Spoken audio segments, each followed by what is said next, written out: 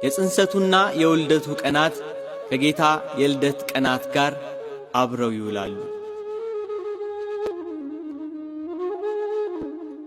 ንጉሡ ቅዱስ ላሊበላ በተወለደ ወቅት መላእክት በነጫጭ ንቦች ተመስለው ከሰውነቱ ላይ ከበቡት።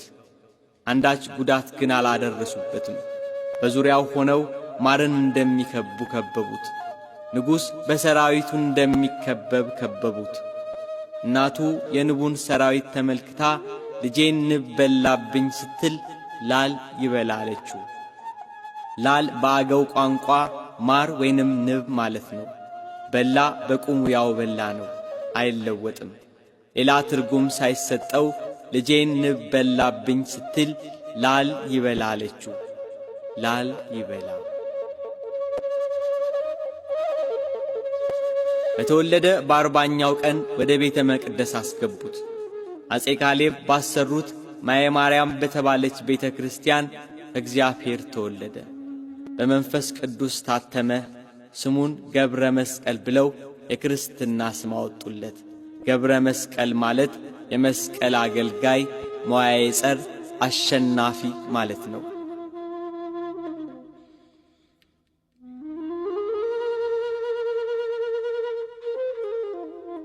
ቅዱስ ላሊበላ በ6 ዓመቱ በቤተ መንግሥት እየተማረ ኖረ። በጥበብና በቁመት በሞገስ አደገ። ከፊደል እስከ ዳዊት አጠናቀቀ።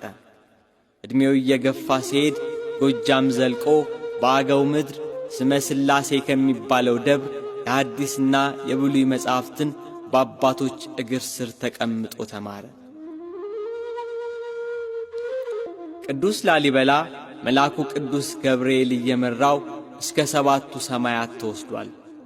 ቅዱስ ጳውሎስ አንድ ሰው ነበረ እስከ 3ኛው ሰማይ ድረስ ተነጠቀ እንዳለ ቅዱስ ላሊበላንም እግዚአብሔር አምላክ ሰማየ ሰማያት አወጣው።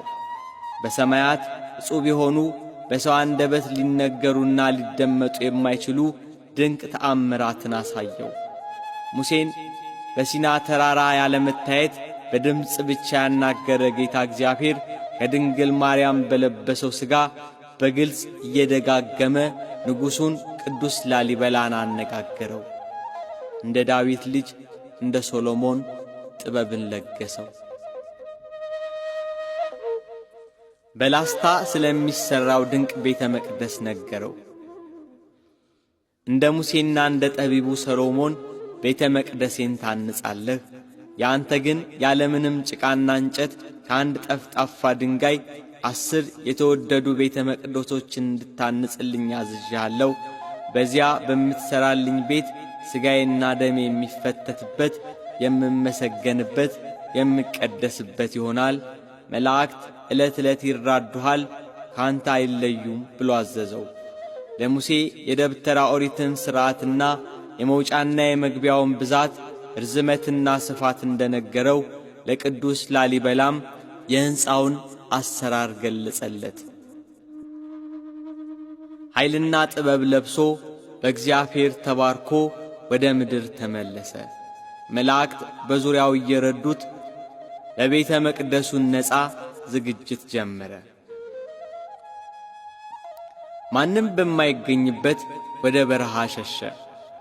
የሰው ድምፅ ከማይሰማበት፣ አውሬ ከሰለጠነበት፣ አጋንንት ከሚበዙበት ገብቶ ጠዋት ማታ ሌት ቀን በጾምና በጸሎት በሱባኤ ደጅ ጠና።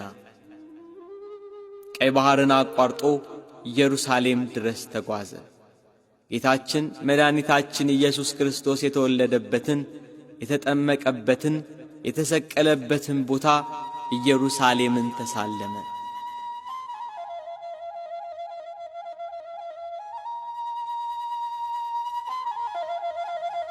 ከጥቂት ዓመታት በኋላ ቅዱስ ላሊበላ ወደ ላስታ ተመለሰ። ወንድሙ ንጉሥ ሐርቤ የቅዱስ ላሊበላን መምጣት ሲሰማ ታላቅ አቀባበል አደረገለት። ከእርሱ ቀጥሎ የሚነግሰው ላሊበላ መሆኑን ተረድቶ በነጋታው ንጉሥ ሐርቤ ነገሥታቱንና ሹማምንቱን የኢትዮጵያን ሕዝብ ሁሉ እንዲሰበሰቡ አዋጅ አስነገረ። ንጉሥ አርቤ ከመንበሩ ላይ ወርዶ ላሊበላን ከመንበረ መንግሥቱ አስቀመጠው። ሥርዓተ ንግሥና ተካሄደ። ቅዱስ ላሊበላ ነገሠ። አዋጅ ተነገረ። እነሆ ላሊበላ ነገሠ፣ ንጉሥነቱን አውቃችሁ ተገዙለት፣ ለመንግሥቱ የሚገባውን ሁሉ አድርጉ የሚል አዋጅ ተነገረ። በ1150 ዓመተ ምህረት በተወለደ በ50 ዓመቱ ቅዱስ ላሊበላ በኢትዮጵያ ላይ ነገሠ።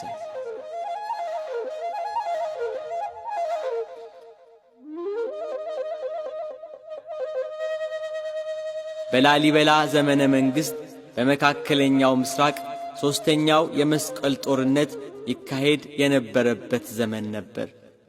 በወቅቱ ቅዱስ ላሊበላ ከምጽዋ እስከ አክሱም፣ ከአክሱም እስከ በሸሎ፣ ከበሸሎ እስከ አባይ፣ ከአባይ ወንዝ እስከ መቅደላ ያስተዳድር ነበር።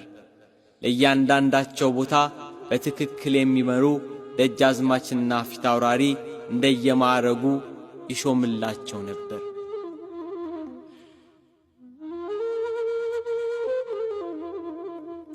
ቅዱስ ላሊበላ እንደነገሠ ገጸ በረከትን አስጭኖ ጳጳስ ለማስመጣት መልእክተኞችን ወደ ግብፅ ላከ።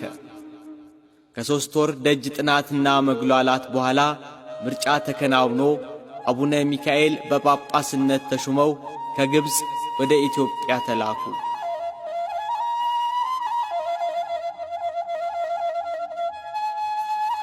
ላስታ ደብረ ሮሃ ሊደርሱ ጥቂት ሲቀራቸው ከዚህ ቀደም ጳጳስ ሲመጣ እንደሚደረገው ሁሉ የንጉሡ የጭን በቅሎ በወርቅ መረሻትና በወርቅ መጣብር በሐር ግላስ ተሸልማ ለጳጳሱ ቀረበች። ጳጳሱ አቡነ ሚካኤል በዚያች በቅሎ ላይ ተቀመጡ። መነሳንሱ የሐር የሆነ የወርቅ ጭራ ይዘው የሐርና የወርቅ ድባብ ተዘርግቶላቸው ላስታ ደብረ ሮሃ ገቡ። ንጉሡ ቅዱስ ላሊበላ፣ የቅዱስ ላሊበላ ባለቤት እቴጌይቷ መስቀለ ክብራና ካህናቱ፣ መላው ሕዝብ በሆታና በደስታ በዝማሬ ተቀበሏቸው።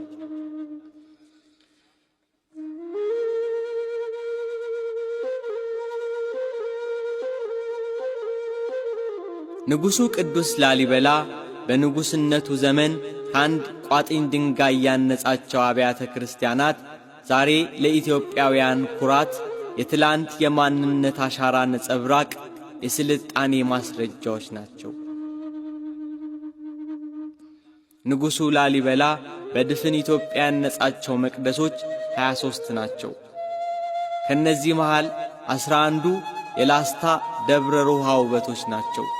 ዘመን የማይሽራቸው፣ ዓለም ተደንቆ የሚያያቸው፣ የሰው የእጅ ጥበብ መሆናቸው የሚደንቅ የዘመኑን የስልጣኔ ሁኔታ የገለጹ ድንቅ አብያተ መቅደሶች ናቸው የንጉሥ ቅዱስ ላሊበላ ሕንጻዎች።